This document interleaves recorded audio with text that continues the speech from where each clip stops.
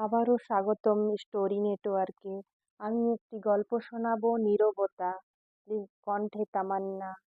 মেয়েটা নিশ্চুপভাবে বসে আছে বাসার পেছনে বাগানের বেঞ্চটাতে। মাঝে মাঝে আবার শীতের কারণে হালকা কেঁপে উঠছে। তবু তার রুমে যেতে ইচ্ছে করছে না। আর পাশের বাসার বারান্দা থেকে ছেলেটা তার দিকে তাকিয়ে আছে। মেয়েটা যে রেগে গিয়ে ওখানে বসে আছে তা ছেলেটা জানে। হঠাৎ মেয়েটা তার গায়ে একটা চাদর অনুভব করলো। কিরে, তুই এত রাতে এখানে? হুম, দেখলাম যে মেয়েটা শীতে কাঁপতেছে, তাই ভাবলাম একটু সঙ্গ দেয়া যাক।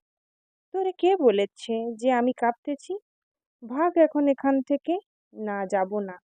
আগে বল যে আজকে আবার বাসায় কি নিয়ে রাগ করেছিস?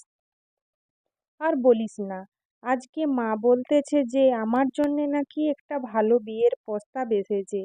ছেলে ভালো ভালো একটা জব করে এই সব হাবিজাবি বলতেছিল। তাই রাগ করে বের হয়ে আসছি এখানে। এতে খারাপ কি? সব বাবা মা তো এটাই চায় যে তার মেয়েকে ভালো করে কারো সাথে বিয়ে দিতে। এই চাওয়াটা কি অন্যায় নাকি? তুই জানিস না যে আমার পড়ালেখা এখনো শেষ হয়নি? রাগে ফুঁসতে ফুঁসতে বলল, পড়ালেখা নাকি অন্য কিছু? একটু উপহাস করে বলল ছেলেটা। একদম কথা ঘোরাবি না। আমার কেউ থাকলে তুই জানতি। তবে তবে কি? আছে কেউ একজন, কিন্তু তাকে আমি কোনোদিনও বলতে পারবো না। কে সে? বলবি? খানিকটা বিষণ্ণ মুখে বলল ছেলেটা।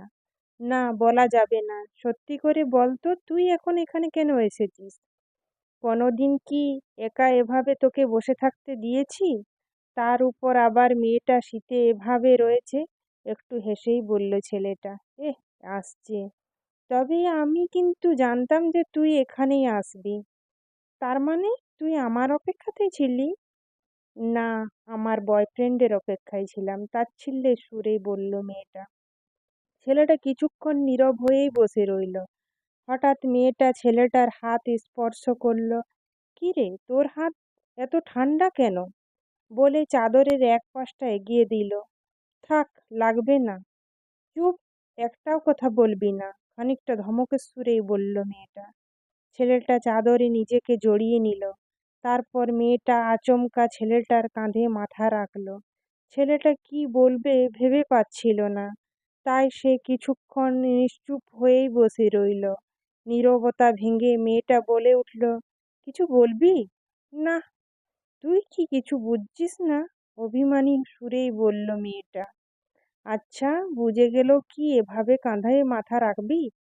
যদি বলি না, তাহলে আমি সারা জীবন এভাবেই অবুঝ হয়ে থাকবো।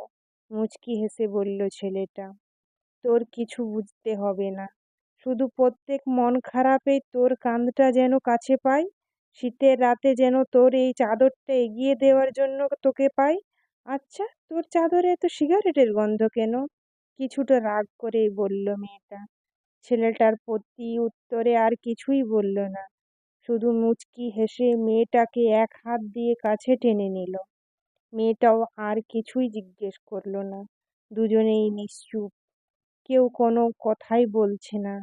কিছু নীরবতা সত্যিই সুখের হয়, যেগুলো ভাঙতে হয় না। আমার গল্পটি ভালো লাগলে অবশ্যই লাইক, কমেন্ট, সাবস্ক্রাইব করে পাশে থাকবেন।